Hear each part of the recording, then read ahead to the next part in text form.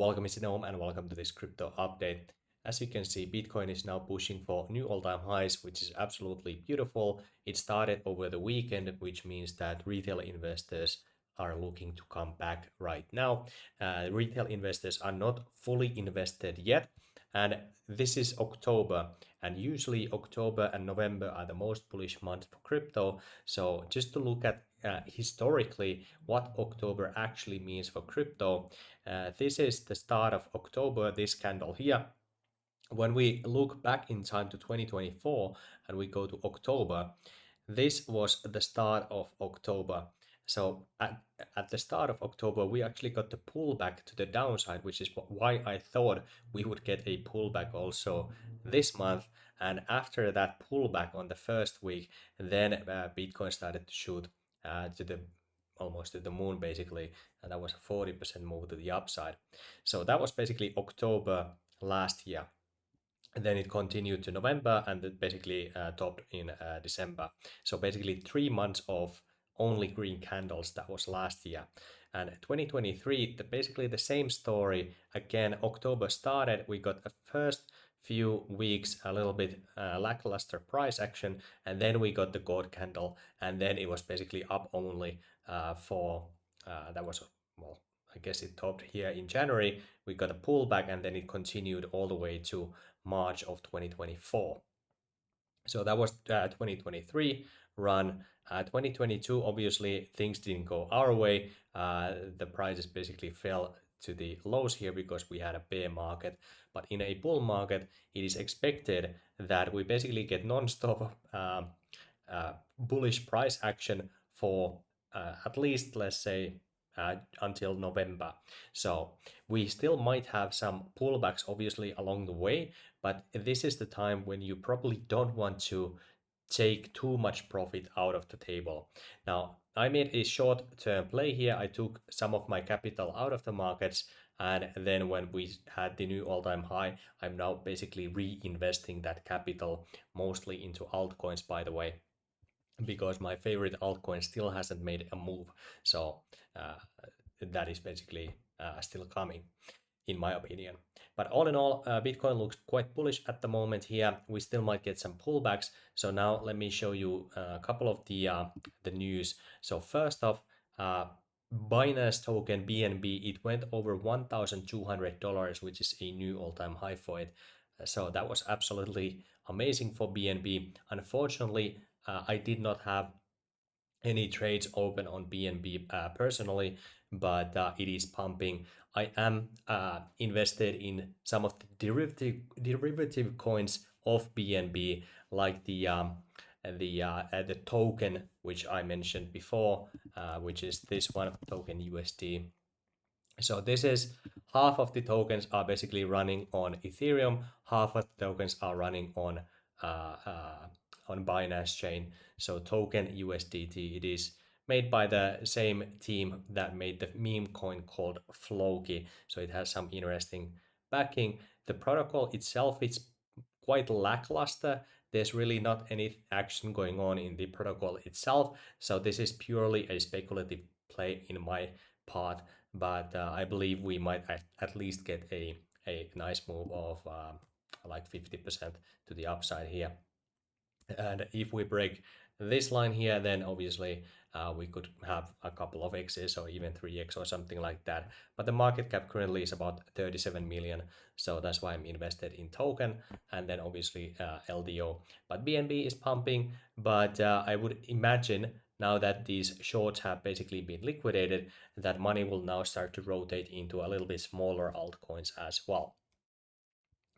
Then Lido Finance had a big update. So Van Eck has registered for a Lido staked Ethereum ETF in Delaware, indicating that filing may come soon. So now Lido is basically getting institutional capital and it is becoming an institutional asset. But Lido Finance, the Lido token LDO, it has still basically not made any significant moves. It's only up about 2x from the lows. Let's use this price here. So Lido is basically still in this let's go away from the logarithmic view. So we are basically still below this at this price channel here, but I do expect that we break out of here quite soon. It will go to $2 and probably even more, $2.4 up here. It would be a natural place for it, and then it can obviously go all the way up to $3.6. Now, if it goes absolutely crazy, its all-time high is like almost $7 here. So I'm personally not expecting that in this bull run, but who knows how much it could pump if staked Ethereum ETF actually becomes a thing and these institutions start stacking LDO tokens in their treasury, because LDO is absolutely important for the safety of Ethereum, because 25% of all staked Ethereum is running on the Lido Finance liquid staked Ethereum protocol. So who controls the LDO basically controls 25% of Ethereum staking. So I would imagine that institutions and whales that want to have a say in how Ethereum staking actually works, they basically have to own some of the LDO tokens to have a say in how the protocol is run. So for that reason, I believe that LDO will eventually reach quite high levels. So anyway, that's for LDO. We're still basically below here, so still a great time to buy, in my opinion. Now, again, I could be wrong here, but again, all the points basically just point to the same direction, that Lido will become an institutional asset. And now let's go over to fundamentals. First off, last week we started to see these huge inflows in Bitcoin ETFs. Like here was $500 million inflow, $400 million, $700 million, $600 million, and now almost $1 billion last Friday. So a lot of inflows are now flowing into Bitcoin, which is obviously nice to see. I would expect that some of the capital will start to flow into the Bitcoin treasury companies, because some of them are basically trading below the value that they hold Bitcoin. So I would expect some traders want to take that bet as well, institutional investors or some other investors as well. So I still believe that Bitcoin has ways to go to the upside. And then when we take a look at Ethereum ETFs, those got a little bit inflows as well, but not nearly as much as Bitcoin. So Ethereum here got $500 million inflow, and then basically all of the action was on Bitcoin. So only $100 million here on Ethereum, $80 million, $300 million, and $200 million. Now, if you compare that to the market cap of Bitcoin versus the market cap of Ethereum, then it's obviously these are actually in comparison much higher, but in absolute terms, these are actually lower inflows than what Bitcoin enjoyed.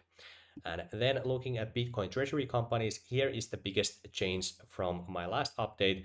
So in my last update, we had 335 entities holding Bitcoin in their treasury. Now we have 344. So that's an increase of 9 entities within 1 week. So that's showing absolute, well, not mania, but this shows clear interest in Bitcoin as a treasury asset. And then as well, when we take a look at how much Bitcoin these different companies and ETFs hold, that has increased to 3.88 million Bitcoin. And that is an increase of roughly 50,000 Bitcoin into ETFs and into these treasury companies. So that is beautiful. And as you can see, Bitcoin in treasury companies, ETFs, everything put together has increased almost 5% in the last 30 days. So again, that is signaling a lot of institutional demand. For Ethereum, unfortunately, this website here that I follow, Strategic ETH Reserve, hasn't had any updates since my last video. So I cannot really comment on this. So I will comment on this in the next video, which will come either on Thursday or Friday. And then on Google Trends, we look at Bitcoin and crypto.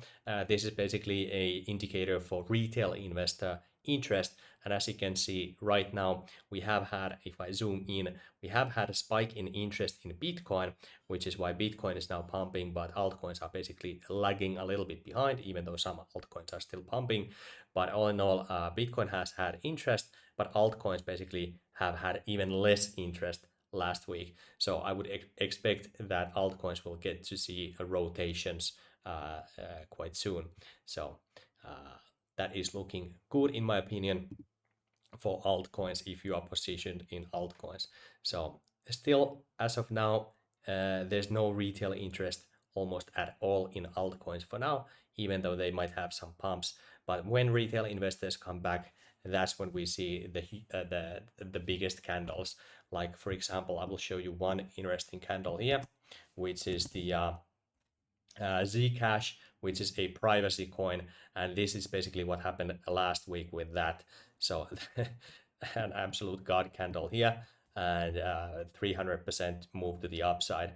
So these are the kind of moves that we would like to see in crypto, and now we're starting to see them. So I would imagine that many coins will start to have candles like this quite soon, basically this month and next month. So anyway, that's basically fundamentally good that retail investors are not here yet, which means that more capital is basically, we're looking to get more capital into this market.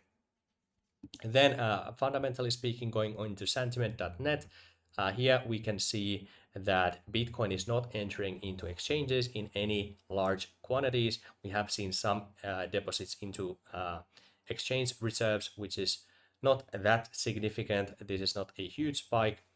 And then we still see stable coins being minted at a record pace. So this was, let's see, 7 days ago, $251 billion. Now it's $255 billion. So last week, basically, we got an increase of $4 billion in stablecoin market cap. That's basically 1.5% increase in total supply of stablecoins within one single week, and that is basically now continuous. So stablecoins are absolutely bullish here, which is obviously nice to see. And that is fundamentally good again for crypto. And then when we take a look at old wallets that have held Bitcoin for longer periods of time, we're looking at wallets that have held Bitcoin for more than 3 years and for more than 1 year. Even though we had this pump to the upside, old wallets aren't not really taking profits here. Who has been taking profits, or where we have seen these transfers, is wallets that have held Bitcoin between 90 days and 1 year. So these are short-term holders who are basically taking profits, but long-term holders currently are not taking profits, which is again a good signal. Now we could see obviously a pullback to the downside, maybe like to 120k or something like that, but I do expect for the price to continue higher. Institutions again are adding into their balances, and whales are basically, or some whales are basically selling, which is this red line here. Wallets that have, actually, let's see, why is not showing? Anyway, these are wallets that have 1,000, more than 1,000 Bitcoin inside their wallets. So they have basically been moving Bitcoin or selling Bitcoin into wallets that have 100 to 1,000 Bitcoin inside them. And these are usually your institutional wallets. So all in all, Bitcoin is still entering into strong hands. Retail investors are not here, but they are starting to have interest. So fundamentally, this market is looking bullish in my opinion. Then going into short-term fundamentals, looking at the liquidation heat map, we did tag this liquidation zone here. So now Bitcoin probably, even though I'm talking quite bullish, like I said, we might get a pullback to the downside, but right now it just seems like a lot of capital wants to flow into Bitcoin, wants to flow into crypto. So I wouldn't be too surprised that we will actually see a continuation even this week. But I could be wrong here, but I'm investing in alts mostly at this moment in time. So not a lot of interest in this liquidation heat map. Now, we have this liquidation zone all the way down here, basically to $107,000, but I don't really want to talk about it right now. It looks quite unlikely that we will go there this month. And then looking at spot order book depth, what was interesting here last week is when I zoom all the way back and we take a look at the spot order book depth, and this is a plus minus 3% move in a price. How much is their limit buy orders and limit sell orders ready to go on the order books? The larger the green candle, that means that we are seeing a dominance of limit spot buy orders in the order books. When you see a lot of red, that means there's a lot of limit sell orders. And what we saw here, basically at this all-time high, or even before the all-time high, is actually, let's not look at futures, take a look at the spot order book depth. We saw a negative delta of $270 million, which is a large amount of limit sell orders at this price level. That means that this was a huge wall of resistance, but the taker volume just was too much, and the price actually just went through it anyway. And that has now shifted, that even though price has continued upwards, and we even now we have a small pullback, the negative delta has diminished down to $100 million more limit sell orders than limit buy orders. So previously, typically when we see these kind of levels, these have been relatively good signs of local tops. But now this time was a contradiction, and we actually pushed through it. Now, obviously, this is nothing compared to 2024 when we go to November of last year, when the negative delta for the limit buy and sell orders on the order books was negative $600 million. So that was basically just well, less than half. So we could still see some craziness like that, but I was a little bit skeptical here that we would breach all-time high in one go, but we did it anyway. So now my my stance has shifted a little bit, that I think we will see higher numbers. That's basically where I'm getting at.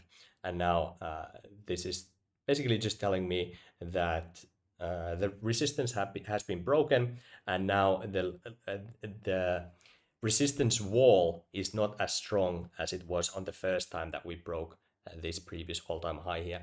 So probably we're gonna head higher. So that's basically what I got from that. So back to the charts here. I don't know what is going to be the short-term move for Bitcoin at this moment in time. We're basically in the middle line here with Bitcoin. So anything can obviously happen. We can go here back to this trend line. Let me actually go and zoom in on the 4-hour chart. We can go back to this trend line, and then continue to like 115K or something like that.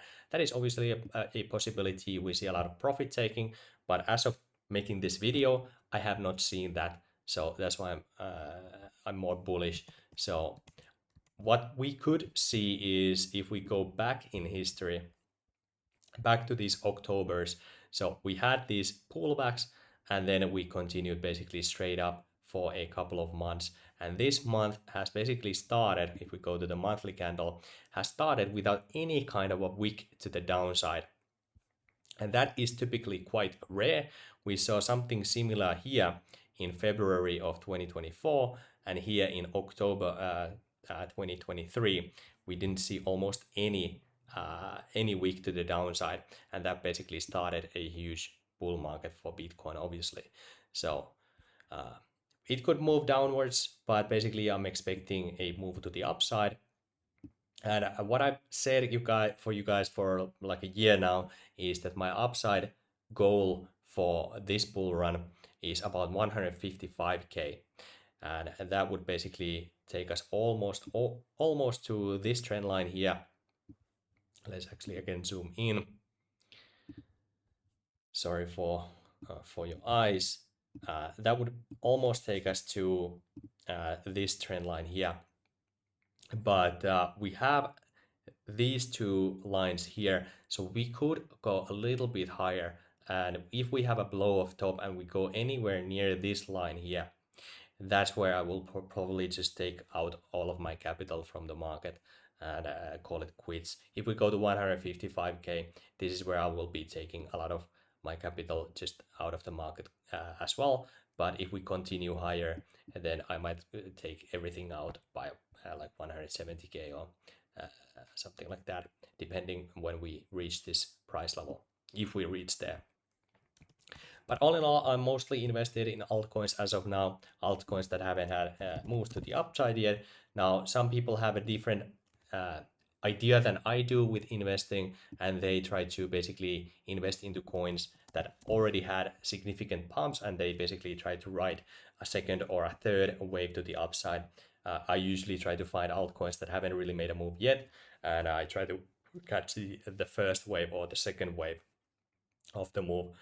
So I understand that not everybody agrees uh, uh, with the altcoins that I invest in. But let me know in the comments which altcoins do you think are interesting, which ones will have huge pumps this cycle, and I will take a look at those as well. And by the way, join the Discord group if you want to. There was a user there who basically gave the best price to get into Ethereum in this move to the downside here as well. So he gave almost this exact dollar amount as a call before this happened. So you can consider joining, is completely free. And anyway, I'll see you guys in the next video. Thanks and bye bye.